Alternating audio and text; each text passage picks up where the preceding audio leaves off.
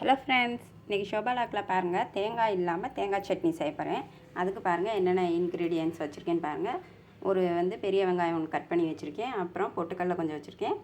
ஒரு பச்சை மிளகா, ஒரு பூண்டு. இன்றைக்கி இது எல்லாத்தையும் வச்சு ஒரு சிம்பிளான ஒரு தேங்காய் சட்னி அரைக்க போகிறேன். பாருங்கள், நம்ம இது எல்லாத்தையும் இப்போ மிக்ஸி ஜாரில் சேர்த்துக்கலாம். இது எல்லாத்தையும் நல்லா கொஞ்சம் கொரகொரப்பாக, ரொம்ப நைஸாக இல்லாமல் அரைச்சி எடுத்துக்குவோம். லைட்டாக கொஞ்சமாக தண்ணி விட்டுக்கலாம்.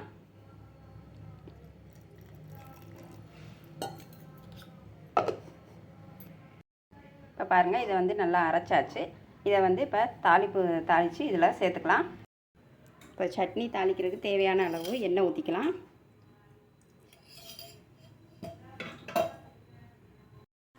இந்த எண்ணெய் சூடானதும் இதில் கடுகு கொஞ்சம் சேர்த்துக்குவோம்.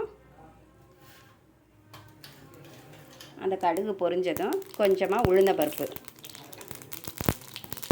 அதுக்கப்புறம் ஒரு காஞ்ச மிளகாய், அடுத்ததாக கொஞ்சமாக கருவேப்பிலை. இப்போ கேஸ் ஆஃப் பண்ணிடுவோம். இப்போ இதில் தேங்காய் சட்னியை ஊற்றிக்கலாம்.